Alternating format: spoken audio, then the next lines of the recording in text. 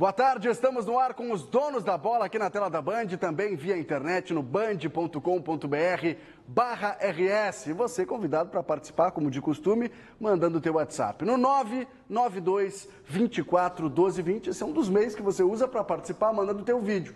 Ou então fique esperto e vai lá no nosso Instagram, Donos da Bola RS, e vota na enquete. Mas antes de apresentar a enquete de hoje, vamos apresentar o resultado de ontem. A pergunta que eu fiz para você em casa, o pessoal foi lá votar no Instagram. Se o Grêmio corria o risco de não classificar a próxima fase do Gauchão, 51% sim, foi o vitorioso. Então, a maioria foi meu voto. Olha, dividido, mas a maioria acha que o Grêmio corre risco de não passar a próxima fase. Deixa eu apresentar a nossa bancada. Hoje um convidado especial.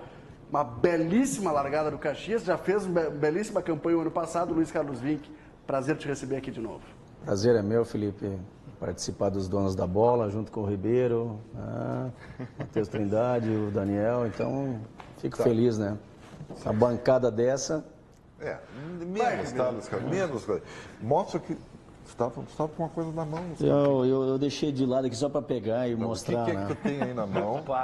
Olhando a tua coluna, né? Isso que é o mais importante. Você já demonstra, ó. Ele tá lendo a coluna de Ribeiro Neto do Jornal Metro. Põe aí no ar, Paulinho, pelo amor de Deus, né? Eu tô precisando de marketing pessoal. Olha, meu mestre D'Alessandro, aprendi contigo, hein?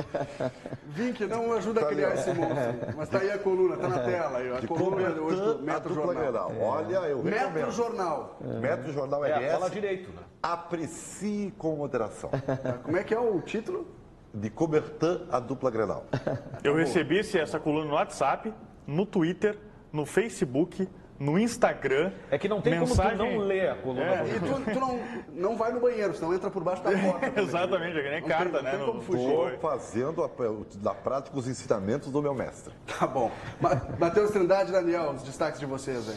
Eu acho que o destaque é a enquete de ontem, né? Eu, sinceramente, acho que o Grêmio não corre risco.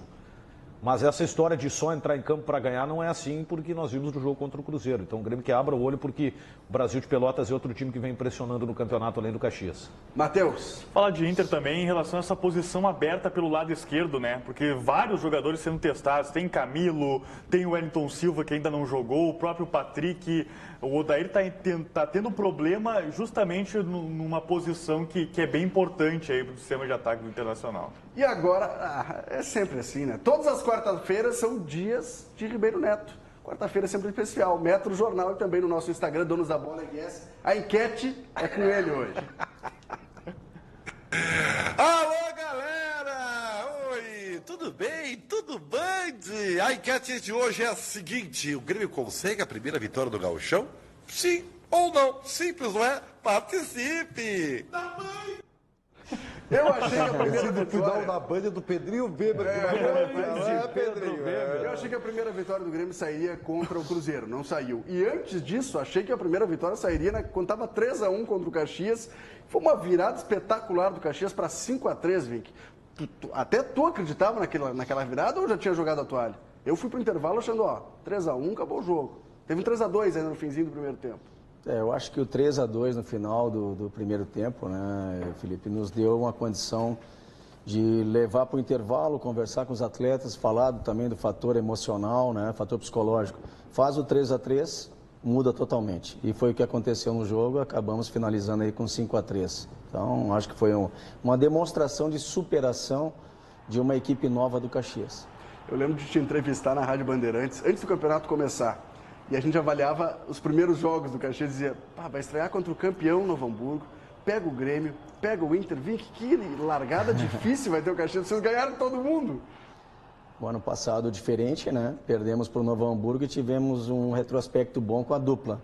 Nesse ano muito melhor, né? Ganhamos do campeão gaúcho atual, que é o Novo Hamburgo, ganhamos da dupla, porque o ano passado nós ganhamos uma e empatamos outra.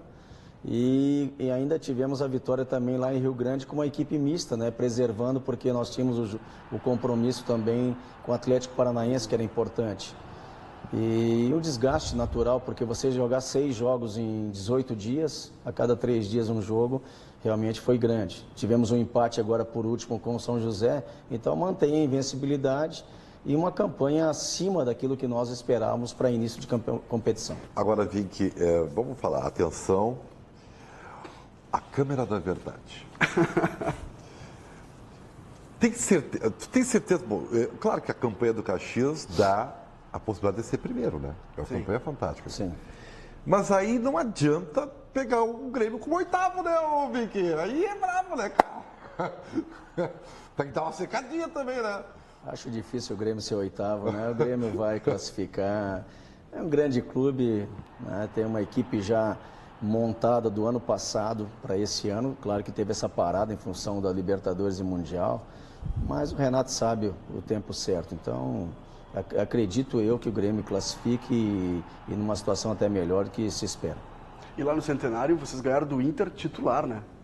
Inclusive o Odair colocando o Edenilson pelo lado esquerdo, fazendo uma nova função. Vocês ganharam do time titular do Inter. Isso dá muito peso para uma campanha. Contra nós é força máxima, né? E bom que a gente conseguiu esse grande resultado também. Eu acho que demonstrou que o Caxias vem forte de novo nesse ano, né? 2017 já foi bom, 2018 promete, mas sempre com os pés no chão, respeitando as demais equipes, almejando a questão da pontuação melhor na competição ainda, para que a gente possa terminar numa situação confortável. Daniel. Esse é um processo que não é muito comum no interior, né, Vink? Você ter, de repente, 2 anos, né? A gente sabe das dificuldades, da necessidade até de troca de jogadores e tal, mas são 2 anos de uma campanha que realmente vem mostrando muita qualidade do Caxias. E mudando jogadores, não é o mesmo plantel, né? Nós teríamos remanescente mesmo como titular, iniciando o campeonato, o Jean, que acabou machucando na véspera, né? Então, da equipe titular do ano passado, nenhum. Remontamos uma nova equipe, deu certo. O Nicolas, que estava machucado ano passado, acabou indo para o banco. O Diego Miranda, ano passado, também fazia parte do grupo, mas não jogou, ou jogou pouco, né? E o Laércio, que finalizou aquele jogo com o Internacional, que era o zagueiro que finalizou no lugar do próprio Jean, que machucou também naquele momento. Então, uma equipe que está dando certo até o momento, né? É um grupo muito unido. Eu acho que isso também passa muito pela questão da organização da nossa direção. Ano passado o Maurício era o presidente, esse ano o Beto, uma direção fantástica, recuperando o clube em todos os sentidos, né? Uma direção de parte do futebol, Zé Sete, Vitacir, que é o vice-presidente, Valdecir, pessoas fantásticas de trabalhar, que nos dão todo o apoio possível. Então é muito bom trabalhar no Caxias no momento, né? Eu acho que, mais ainda, o Caxias é uma equipe de muita tradição e voltou a ser essa equipe guerreira, tendo bons resultados dentro do campo. Claro que a gente vai aproveitar a tua presença aqui, vamos falar mais de Caxias, mas aproveitar principalmente a tua experiência como ex-jogador, agora como técnico, para falar também da dupla Grenal. E hoje tem o Grêmio, né? A caminhada do Grêmio para conquistar a vaga para a próxima fase no Gauchão começa contra o Brasil de Pelotas do Klemer, mas uma coisa de cada vez. Primeiro, será preciso sair da zona de rebaixamento. Isso só vai acontecer hoje à noite se o time de Renato vencer de goleada. Confere. A última atividade gremista, antes de encarar o Chavante, começou assim. Privacidade para o grupo de jogadores. A necessidade de vencer dentro do Campeonato Gaúcho cria um clima de incômodo nos atletas. A gente, numa situação que não pode estar, o Grêmio não pode estar, mas a gente está bem concentrado para que a gente possa fazer um grande jogo, retomar o nosso ritmo quanto antes, para que a gente possa sair, né, dessa situação e possa classificar. Diante do Brasil de Pelotas, nesta quarta-feira na Arena, Renato deve fazer uma única mudança no time que perdeu para o Cruzeiro no final de semana. Cícero, que foi utilizado como centroavante, tem sua posição na equipe ameaçada por Jael, que começou no banco de reserva sábado, mas tem chances de iniciar o jogo por ser o único centroavante de origem do atual grupo. A chance está aí, eles têm que pegar, porque eles sabem que o grupo, volta a repetir, um grupo bom, um grupo de qualidade, e está todo mundo querendo jogar. Então, quando o jogador tem oportunidade, ele tem que aproveitar. Com a proximidade do primeiro jogo da final da Recopa Sul-Americana, a comissão técnica busca dar ritmo aos titulares. E nesta quarta, será a última oportunidade antes do enfrentamento diante do Independiente, na Argentina. Precisando de 4 vitórias nos próximos 6 jogos, os atletas tentam encontrar uma solução imediata para não agravarem ainda mais a situação do Grêmio no Campeonato Gaúcho. Todos tiveram a oportunidade de jogar, vão ter alguns que ainda não jogaram, mas a gente tem que pensar no Grêmio em si. Então, tirar o Grêmio primeiramente dessa situação.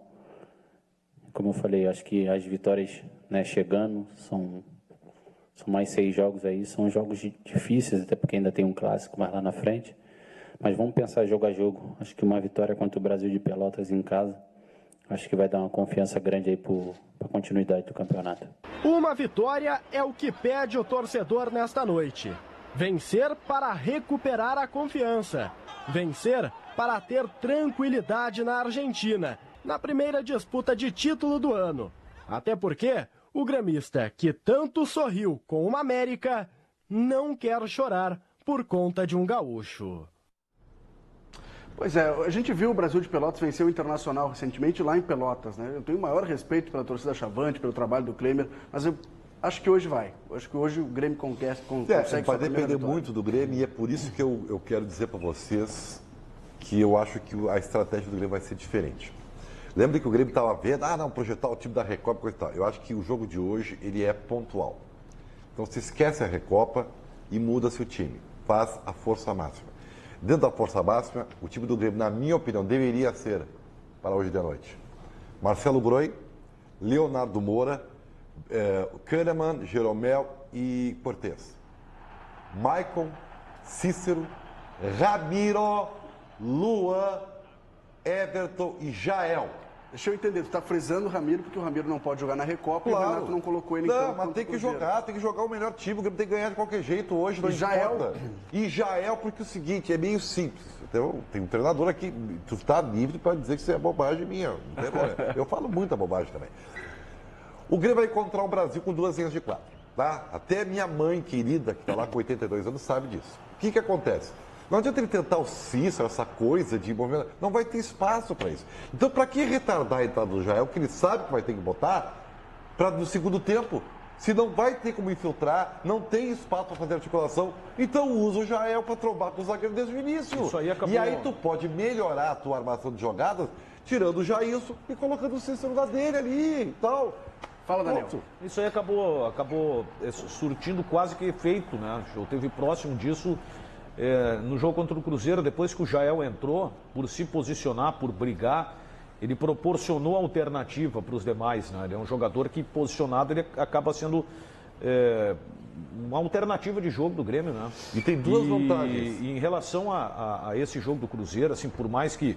Eu até, em parte, concordo com o Ribeiro, claro, o Grêmio é obrigado a fazer o resultado, mas a gente tem que destacar o seguinte, o Grêmio teve oportunidades de gol contra o Cruzeiro.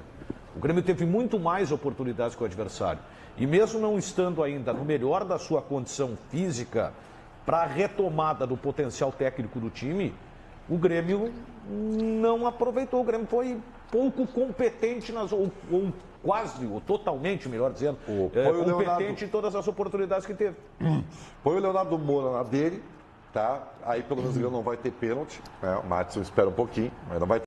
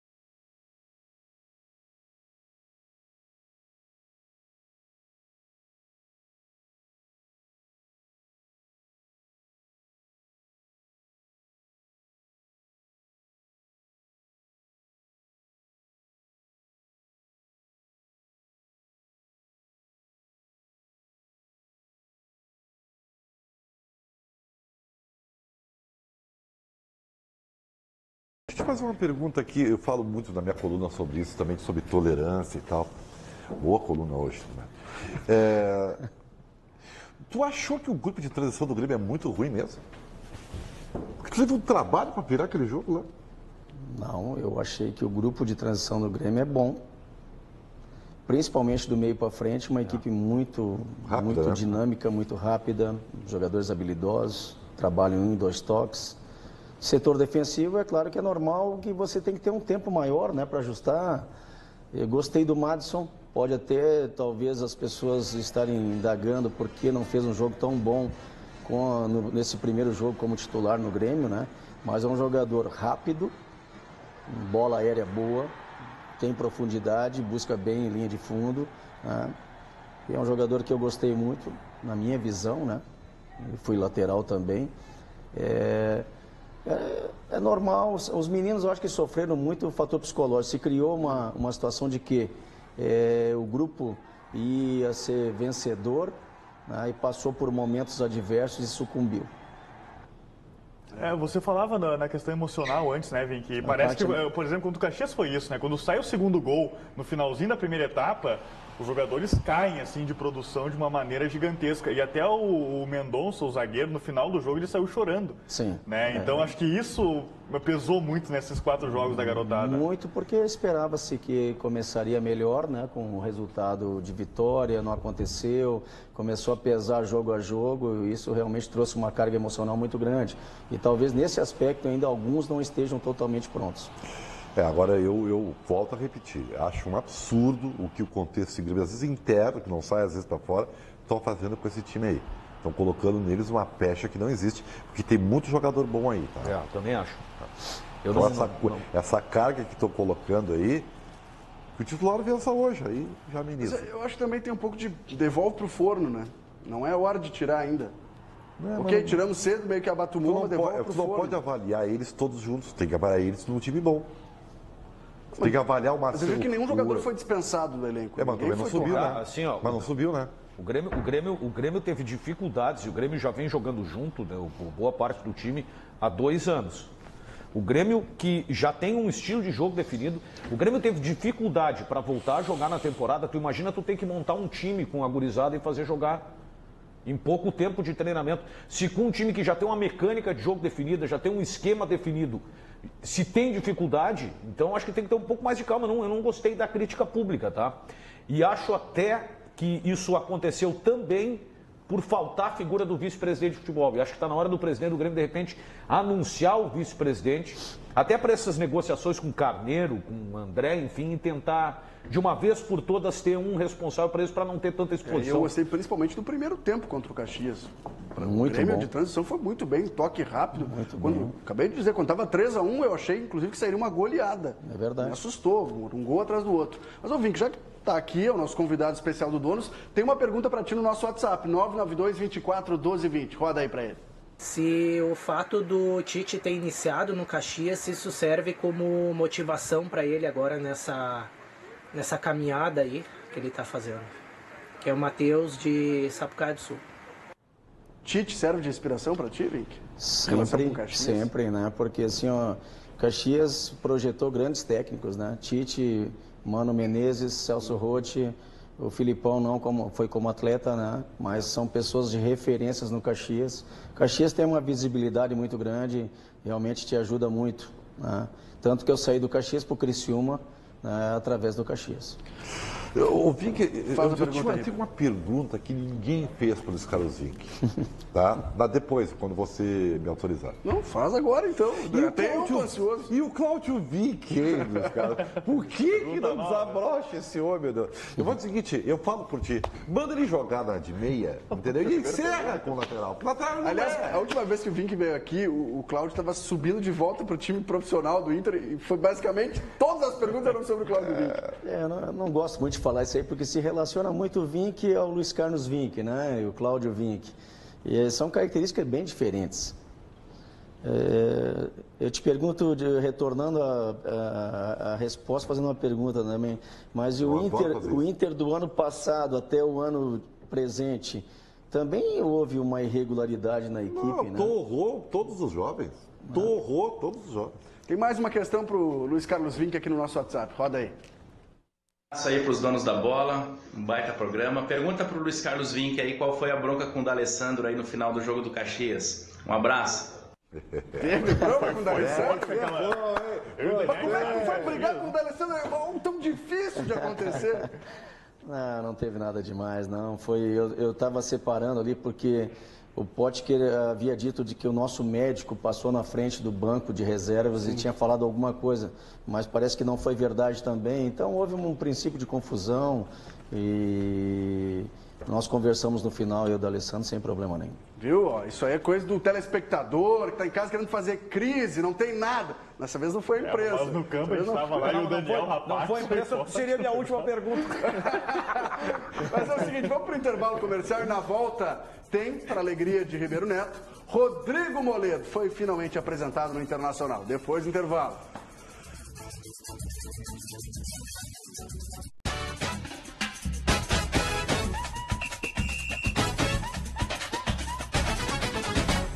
Estamos de volta com mais donos da bola aqui na tela da Band. Para alegria de Ribeiro Neto, Matheus Trindade, fala sobre Rodrigo Moledo. Olha só, Ribeiro, te falar, hein? Rodrigo Moledo... É a última vez, né? Pode ser, não, depois aliás, tem estreia. Deixa eu explicar, se alguém, o próprio Moledo deve estar assistindo, pô, estão pegando no meu pé, o Ribeiro Neto não gosta de mim, explica. Não, é que eu não aguento mais, Moledo, ouvir falar. Eu não aguento. Foi a novela. Todo dia a reportagem, o Moledo, porque o Moledo, pela pouquinho, tá chegando o jogador da seleção. Eu vou te explicar, Ribeiro, olha só, presta atenção. Foi todo um trabalho feito com o Rodrigo Moledo, tá vendo ele aí, ó, já treinando, ele tá fazendo uma parte física ainda, porque ele não vinha jogando no Panathinaikos, uma negociação que perdurou aí algumas semanas, porque inicialmente o Panathinaikos não queria liberar agora o jogador apenas na metade do ano, quando terminava o seu contrato, só que teve um acordo, o Inter vai pagar 150 mil euros à equipe grega para que ele jogue a partir de agora com a camisa do Internacional. Um contrato até julho de 2021, ou seja, 3 anos e meio de contrato com o Internacional, vai vestir a camisa de número 4. Teve essa apresentação junto com o Adair Silveira, que é o diretor de futebol do Internacional, já vestindo a camisa, mas ainda tem um período aí de trabalhos físicos que ele vai fazer justamente porque ele não vinha atuando pela equipe grega. E ele fala justamente sobre isso, a experiência na Europa nesses 2 últimos anos e também o período aí de trabalhos físicos, quando ele fica à disposição do técnico Odair Helman. Joguei 2 anos seguidos, ganhei confiança, ritmo e foi uma grande experiência, um grande clube também da Europa, acabei jogando boas competições, então acredito que só acrescentou para mim, então hoje eu volto mais forte, mais preparado. Vinha jogando 2 temporadas seguidas, acho que só esse mês agora que eu não treinei 100%, né, mas vinha treinando também separado, devido às negociações. Já venho trabalhando já com o Hélio Carveta forte e acredito que na próxima semana já vou estar à disposição do Odair, já vou estar pronto 100% para jogar. Aí agora a decisão também é da comissão técnica, do preparador físico, mas estou 100% e acredito que logo já vou estar em campo com o Inter. O Moledo, que para quem não lembra, foi contratado pelo Inter lá em 2009, veio do União de Rondonópolis, formava a dupla de zaga com o Odivan. Aí ele foi vendido na metade de 2013, 2014, trazido de volta na gestão do Vitório Pífero, só que ele nem jogou, né? Não, mas então... ele foi recuperado de uma lesão e foi vendido. Mas ali houve erro de avaliação, porque ele saiu do Internacional porque achava-se que ele não tinha mais condição de jogar. E aí ele foi pro futebol grego, eu acho que se recuperou a lesão dele, chegou uma proposta do Panathinaikos e o Inter achou por bem vender, como vendeu também o Rafinha, lateral da base, que nunca jogou. Mas achou por bem vender porque achou que ele não ia jogar. Ou porque achou que o dinheiro era muito alto. Mas não foi tão alto assim, Felipe. Me lembro que na ocasião não foi tão alto assim. O Internacional recuperou o jogador, quando o jogador se recuperou, não quis que ele ficasse. A avaliação que se faz, e até chama a atenção que foi nota no site do Internacional ontem, quanto do anúncio do Moledo, é que ele tem na característica, uma das mais importantes, a bola aérea defensiva, que isso que chamou a atenção, por exemplo, da imprensa grega ou de quem acompanhou ele no Panathinaikos e onde ele foi escolhido o melhor jogador da temporada passada no sistema defensivo. E é um dos pontos que o Inter destaca até para a contratação. Mas chama a atenção também esse longo período de contrato, né? São 3 anos e meio que ele fechou, 30 anos ele tem, então parece que vai ser justamente o Inter essa ponta final aí dessa carreira também. Eu acho um bom zagueiro, só que ele não tem como virtude a saída com os pés, né? Que é o que o Odair está tentando implementar no Inter. Então, nesse aspecto, ele não casa. Mas é um bom zagueiro, batedor, pelo alto. Acho que é uma boa contratação para os padrões do Inter, o que se espera do Inter hoje. E aí, o Internacional tinha, né? Klaus, Cuesta aí. Então, o Moledo vai ser titular. Depois de tanta coisa para contratar... Vai sair o Klaus e eu tô... O Moledo é melhor que o Paulão, hein? Não sei. Lembrando que o Inter tomara tem... que sim, né? Porque depois de tanto esforço aí, tomara que sim. O Inter tem 6 zagueiros agora no atual elenco com a chegada do Moledo, né? Klaus e Cuesta, dupla de zaga titular atualmente. Danilo Silva e Tales, que normalmente são os reservas ali, vão revezando. O Hernando, que estava recuperando de lesão. E agora o Moledo tem essa perspectiva na semana que vem já ficar 100% à disposição do Odair. Famosa quantidade, né?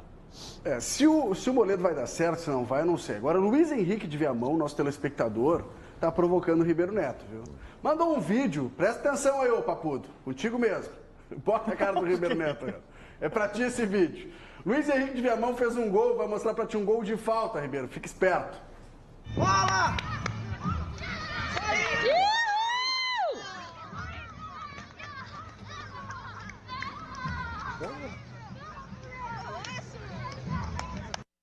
Bola!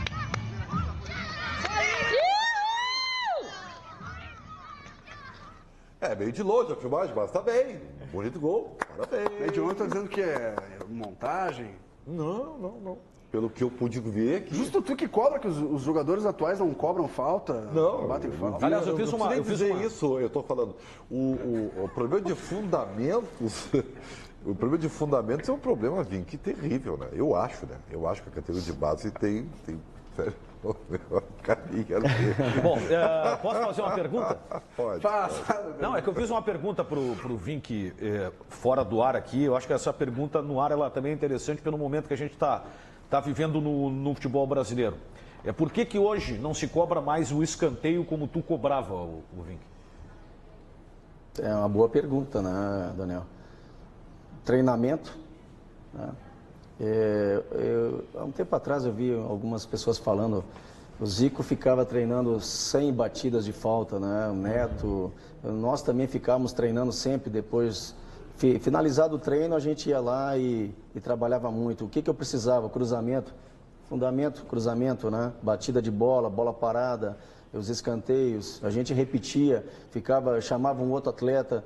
Hoje se finaliza muitos treinos e já se vai embora, né? O atleta, ele tem que observar um pouquinho mais isso. Ele vive, né, do futebol, né? Então ele deveria dar um tempo maior e trabalhar bastante esses fundamentos. Isso é repetição. Mas o que se fala daqui a pouco dessa questão de ficar pós-treino treinando bola parada é que estoura o jogador também.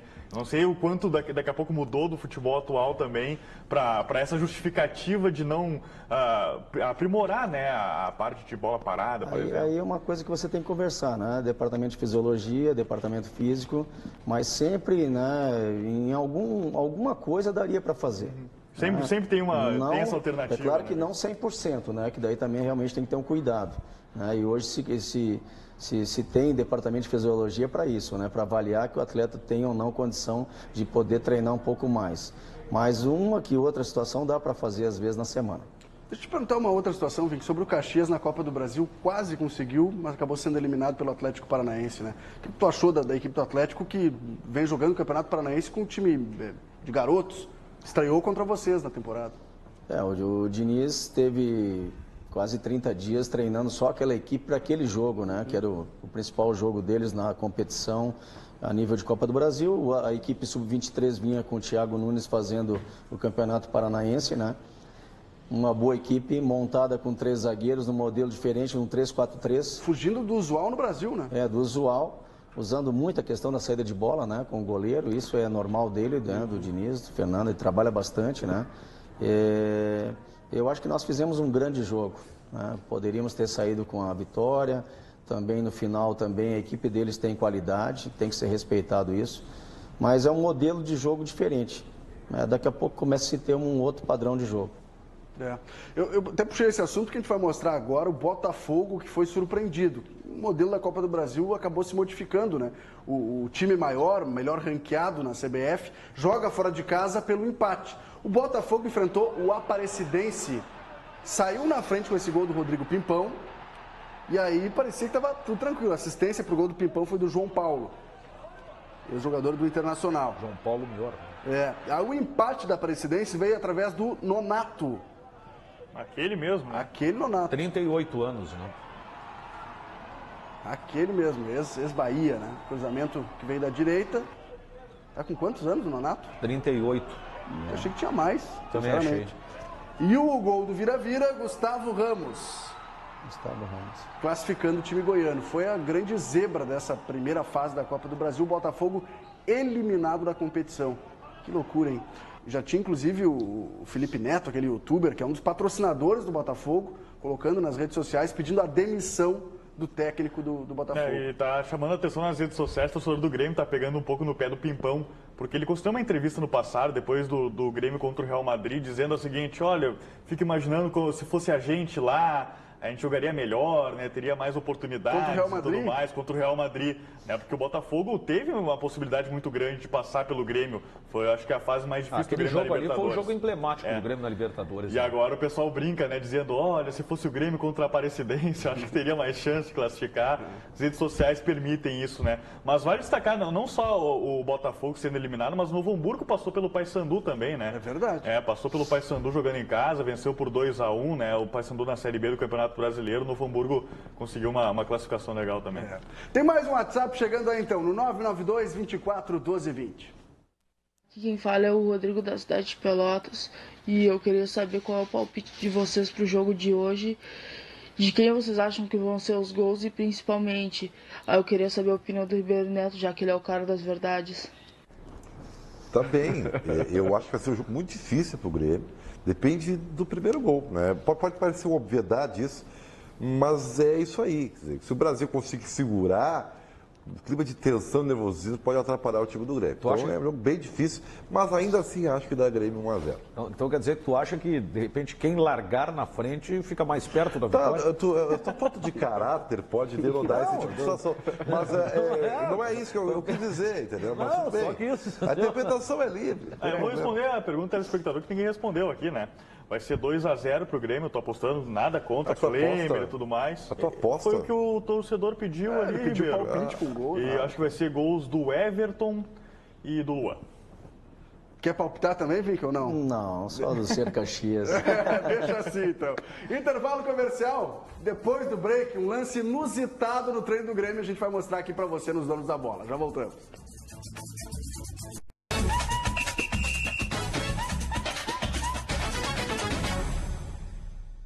Eu anunciei que no último bloco a gente mostraria um lance curioso do treino do Grêmio, treino que aconteceu ontem na Arena.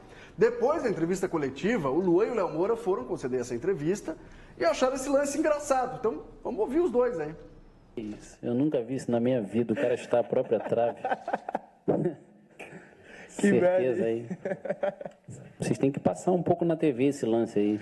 Tem que passar, velho. Tem que fazer aqueles memes lá, né? Não, a gente já zoou ele ali no vestiário, ele já tá botando gelo no pé ali, que ele chutou bem a trave. Atendendo aos pedidos, então, do Léo Moura e do Luan, mostra o lance na TV. Nossa senhora. Podia ter se machucado, hein? Uma certa falta de noção de espaço, né? Sei lá. É que ele tá de costas, né? Cara, ele podia ter se lesionado. Não, tornozelo e joelho, né? O que vocês estão falando que é inusitado? Eu, por exemplo, não vou jogar bola. Olha, eu sou goleiro, vez que outra, acontece isso, meu amigo. Dá até o barulho da trave ali, né? O Everton rindo é muito engraçado. Mas é mesmo. Foi pitoresco, foi curioso. Eu nunca tinha visto. Vamos já, o Leonardo foi bem no jogo treino domingo, viu? Ele deu 2 assistências para gols do Jael e do Alisson também. Ah, é? É, foi bem no jogo treino. Só para compensar aí o vacilo que ele deu. Esse aí é um jogador que eu achei melhor quando ele jogou de lateral esquerdo. Acho que ele foi melhor. Teve um jogo em Caxias que ele foi muito bem. Isso aí contra o Vitória da Bahia. Foi muito bem, Nelson. Parabéns. Tá bom. Então, tá. Hoje o Ribeiro tá sucinto. Mas tu quer o quê? Que eu comente o cara chutando a trave? Tá bem, engraçado, legal, ainda bem que não se machucou. Desculpa se eu te ofendi. Que mau humor. Deixa eu explorar um pouco mais do Vink, então. Isso. Vou falar. Qual é o próximo jogo agora de vocês? Próximo jogo na outra semana, quarta-feira, às 21h45, Veranópolis. Tem uma paradinha, então vai dar pra descansar o pessoal. Foi bom, né? Porque nesse último jogo nós tivemos a baixa do Laércio suspenso, o zagueiro. O Cleito, lateral direito, machucou no primeiro tempo, uma torção de joelho. E nós tínhamos o Gava fora e o Nicolas fora também. Então nós temos mais tempo para recuperar pelo menos 2 de lesão. O próprio Túlio saiu também sentindo o adutor. Né? Então a gente tem tempo daqui a pouco suficiente para colocar esses atletas em campo. O Gava foi eleito craque aqui na Rádio Bandeirantes nos 2 jogos, né, da dupla Grenal. Sim, contra o Grêmio e contra o Inter. Jogou muito bem os 2 jogos. Eu espero, Vic, que tu já está aí embalando na carreira como técnico, né? Já tem uma estradinha. E logo tenho certeza que tu vai estar num status bem mais elevado, com todo o respeito aos clubes que tu treinaste, mas evidentemente que é normal, né, ao longo do tempo ir alcançando outros trunfos. Eu vou além, já obrigado, era para ter acontecido. Eu também acho. Agradeço, a gente está sempre buscando, né? Buscando esse lugar aí de destaque. Eu corro atrás o tempo todo. Vic, valeu, obrigado. Grande abraço. Voltamos amanhã com mais Donos da Bola. Quer que eu me despeça de ti também, Ribeiro? Já que o dia é teu. Ele vai bater um papo. Tá bom. Então, a coluna, Metro, a coluna no Metro Jornal. Já vou deixar esse recado pra Regina, viu, Regina? Não começa o programa agora, tem o Band de Mulher, eu sei, mas chama um break, vai tomar um cafezinho e vai ler a coluna do Ribeiro Neto. Como é que tu não leu a coluna do Ribeiro Neto ainda, Regina? O Felipe, e ele me cobra todo santo dia isso, tu acredita? De ler a coluna todo santo dia lá no camarim.